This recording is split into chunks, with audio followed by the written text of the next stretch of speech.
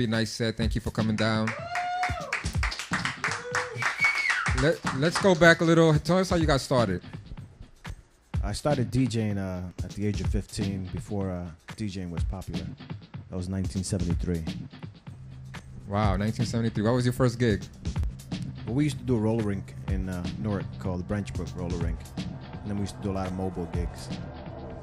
Now, you used to be one of the original DJs at Zanzibar, am I correct? I was the original DJ at Zanzibar. All right. Tell us how that happened. How did that come about?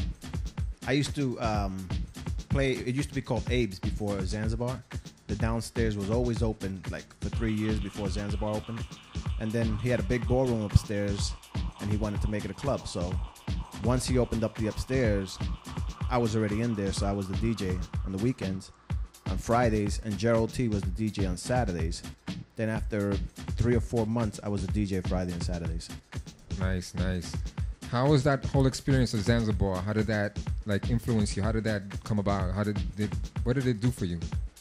All right, I was barely 21. I was like 5 days away from 21, and just the biggest club in Jersey.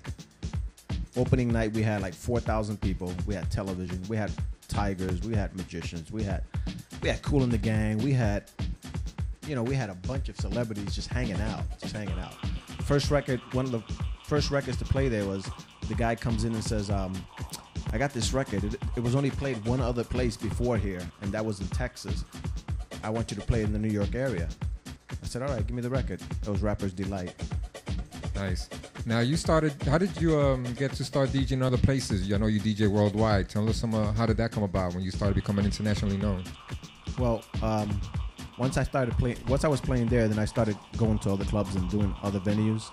And I also started producing in '89. That's what really brought me overseas. I did a record called You're Gonna Miss Me by the Turntable Orchestra. And that took off in Europe. So that took me all over Europe and Japan and places like that. Now, you said you used to produce. What's up with that now? You still producing?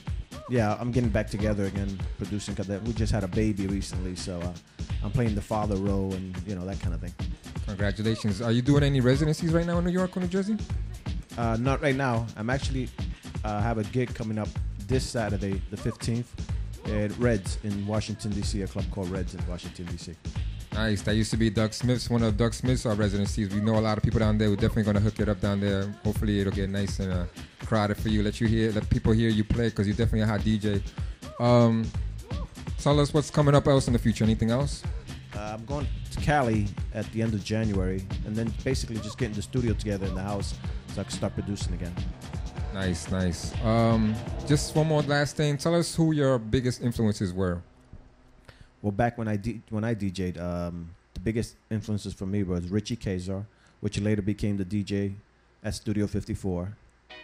Flamingo Joe which was one of the first original DJs I heard do what I call banging. Some people call it slip cue. I call it banging. And Joey C and Richie C were the first DJs I heard in Jersey that did long mixes, like 2 or 3 minutes. So what I did, picking a little bit up here, a little bit up there, a little from everybody, I created my own style. And then what happened was I wanted to be a little different. So in the 70s, when we first got crossovers, I created crossover mixing. Basically, it's just mixing with the tweeters or just mixing with the bass, or a combination of any of them. Before that, it wasn't done because we didn't have crossovers. So when we first brought it in, I would mix just with tweeters, you know what I mean? So nobody knew what record was coming in, but once it came in, it was over. All right, one of the pioneers. You're listening to one of the pioneers of dance music, house music, and music in general. Thank you, Hippie, for coming down. Good luck on your gigs. How would you compare the scene back then in New York and to what's happening right now with house music? I think the biggest problem, per se, and I've noticed this more than anything, is that back then, whoever went to clubs actually brought their young nephews, their young brothers. Younger generation would come after them. So you would have a generation coming. You don't see that anymore. So we're losing that whole scene, basically, it seems like, because of that fact that we don't have a younger generation. They're brought up on hip-hop. They don't know what house is. Unless they're really into it, they wouldn't know what it is. Whereas in Europe, when I first went to London, they have the whole energy that we have in the 70s, and they still have it today. If you go to London or somewhere like that, Italy, they have that energy just flowing. I mean, kids want to be DJs over there. 1/3 of every kid wants to be a DJ. It's got 2 turntables and everything. It's not like here. It's a big phenomenon over there. I would hope we can bring it back here. It's my biggest hope. Well, thank you, Hippie.